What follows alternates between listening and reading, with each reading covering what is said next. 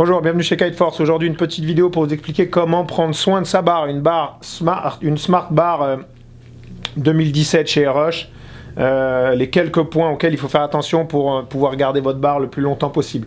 Donc, on a un dévrilleur ici qui permet de dévriller nos avants après avoir, nous, fait des tours sur nous-mêmes ou fait des kite loops, d'accord? Chaque fois qu'on fait tourner ça, ça va dévriller mes avants. Par contre, la ligne de sécu ne tourne pas elle, ok? Donc elle va finir par se vriller sur elle-même, à faire beaucoup de tours comme ça.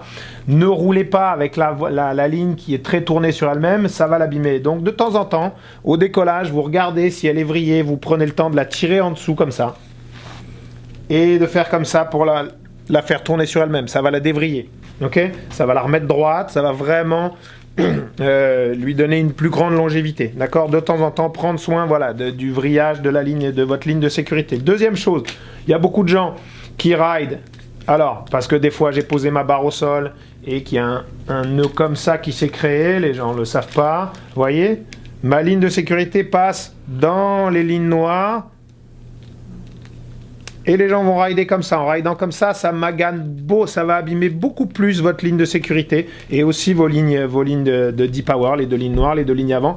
Donc, avant un décollage, de la même manière, essayez, voilà, mettez la barre le plus haut possible, dégagez votre ligne, essayez de voir qu'est-ce qui s'est passé, faites passer le chicken loop à l'intérieur et on va essayer de retrouver quelque chose de très propre. Voilà, ok?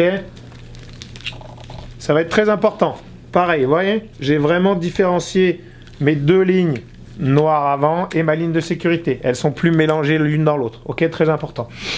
La dernière chose ici, on va avoir les deux straps pour les gens qui utilisent beaucoup leur deep power. Ok, avec le temps, ça va s'user un petit peu. Si vous voulez éviter que ça use, pareil, lubrifiez cette section-là avec de la vaseline ou une graisse quelconque. Ça va tenir plus longtemps.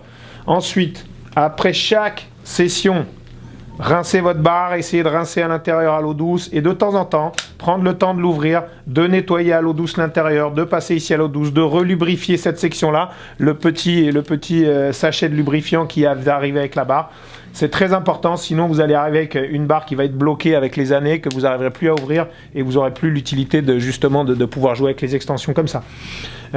Autre chose qu'on peut faire après sur n'importe quelle barre, de la même manière, cette ligne de sécurité peut s'assécher. On va faire exactement la même chose que pour la strap ici. On va la passer dans la vaseline ou avec une graisse quelconque pour la relubrifier, la rendre vraiment glissante et lubrifiée. La même chose sur mes lignes. Si je commence à avoir une barre qui a 2, 3, 4 années d'utilisation avec des lignes très sèches, je vais pouvoir les passer au complet à la vaseline ou avec n'importe quel lubrifiant pour les ramener à un aspect brillant d'origine et qui va lui donner, voilà, une longévité beaucoup plus grande. Voilà, tous ces petits tips là, ça vous permet de garder votre barre un peu plus longtemps. J'espère que ça vous a été utile. Si vous avez des questions, n'hésitez pas, appelez-nous ou passez nous voir à la boutique Kiteforce. À très bientôt.